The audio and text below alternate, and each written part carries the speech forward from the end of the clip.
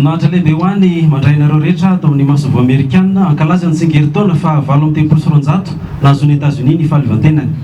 Ny 4 Jolay 777 tokoa mantsy dia niisa 950 ireo solitena nanatrika ny Congrès continental faharoa tany Philadelphie izay nandany ilay fanambarana ny fahaleovantena ka nilaza hoe heverinay ho miariary izao fahamarinana manaraka izao noforonina hitovy ny olombelona rehetra nomen'ilay nahary azy ireo zotsy azy esorina aminy ary anisan'izany zo zany ny fiainana ny fahafahana ary ny fikatsahana ny fahasambarana mba iarovana izany zo fototra ho an'ny fiainana ny fahafahana ary ny fikatsahana ny fahasambarana izany dia misy ny rafim-pitondrana napetraka ireo razambe nanorina any Amerika dia rafitra izay manaja ny safidy ny vahoaka maro anisy rafim-pitondrana izay miorina amin'ny fanaraha-maso mba hisoroana ny jadona sy ny fanaovana ampihimamba ny fahefana rafim-pitondrana mikatsaka hatrany ny ampiandohana mihitsy ny arovana ireo fahafahana fototra voatokana ho an'ny olom-pireneny rehetra.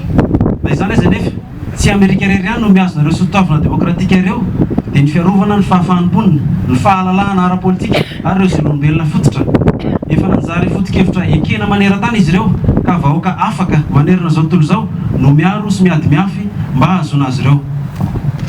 Fifaliana ho any États-Unis ny mahita fa 10 taona tarorin'ny fanonganam-panjakana izay nanohitra ny demokrasia dia indro ny vahoaka malagasy fa afaka maneho ny heviny amin'ny famona volana izay ho aviny.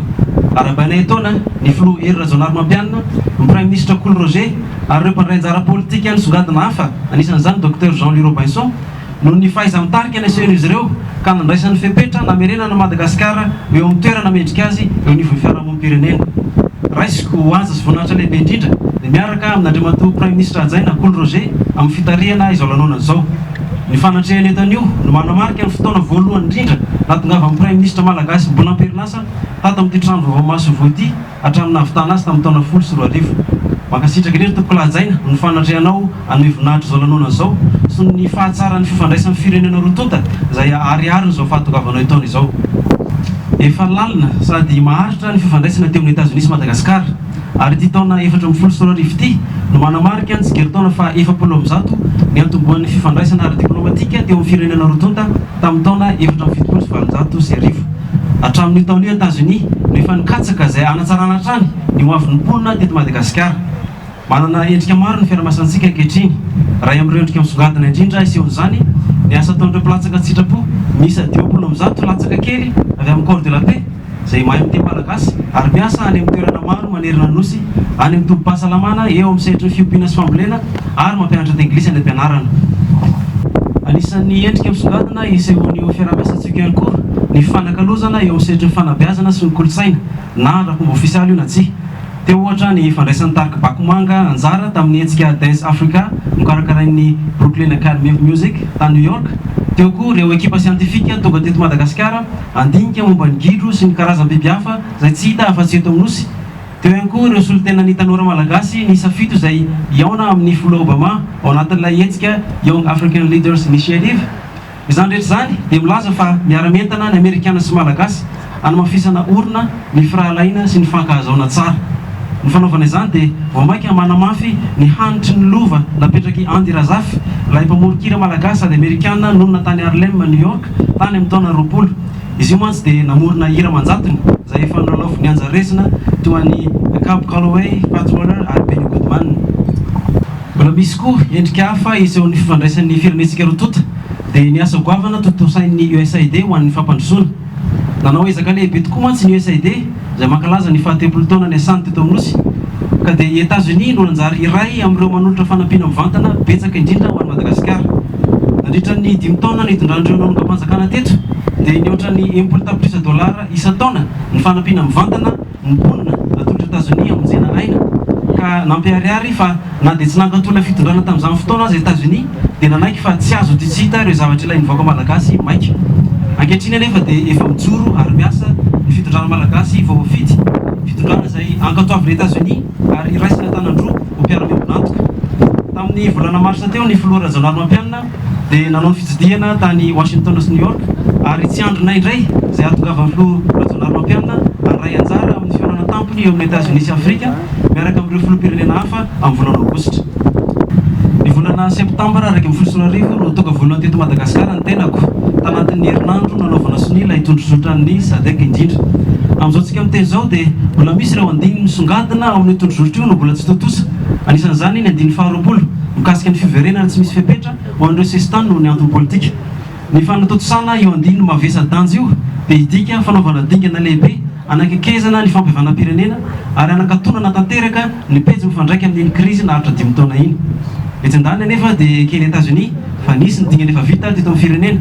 Teo ny fanatotosana fifidianana natrehan'ny mpanaramaso iraisam-pirenena tamin'ny taona 2014 sy ny fametrahana governemanta vaovao iandraikitra ireo zavatra efa mahamaiky ny mponina.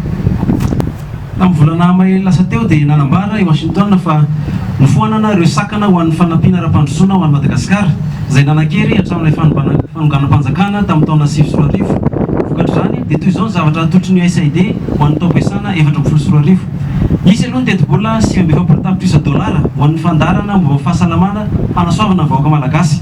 Isy koa $40 ho an'ny fananjariana ara-tsakafo. Fa ankoatr'izay ary sambany hatramin'ny taona 2014 dia misy ny $540 atokana ho an'ny fandarana momba ny voary manontolo mba hiarovana ireo loharan-karena voajanahary sarobidy eto Madagasikara. Ankoatr'izay nanesoran'ny Washington ireo sakana niatra taloha ireo dia nahafahany ihany koa mirosondray amin'ny fiara-miasa amin'ny folo alin-dahy eto Madagasikara. Ny tanjona amin'ireo fandarinasa iraisan'ny firenena roa tompo amin'ny vantana ireo dia nianatsara ny fahaiza-manao ny tafika malagasy tsy ny alo ny sisy taniny ihany fa mba aomby ihany koa amin'ny anjara briketiny ho an'ny fitandronana ny fandriampahalemana aty amin'ny faritra misy ny nosy. Ary farany vao tamin'ny herinandro lasa teo nandritra ny fankalazana ny fetim-pirenena malagasy no nanambaran'ny filoha Obama fa tavaverina ho isan'ireo afaka mandray anjara ho amin'ny AGOA i Madagasikara. Manantena aho fa izany fiverenana amin'ny AGOA izany izay efa ela no nikatsahana azy dia tsy vitany hanampy amin'ny famoronana asa aman'arivony fa hanampy ihany koa amin'ny fanabeazam-po ireo fampiasam-bola mivantana ahitana fandraisana andraikitra ataon'ireo mpampiasa vola vahiny ankoatra ny efa eto an-toerana.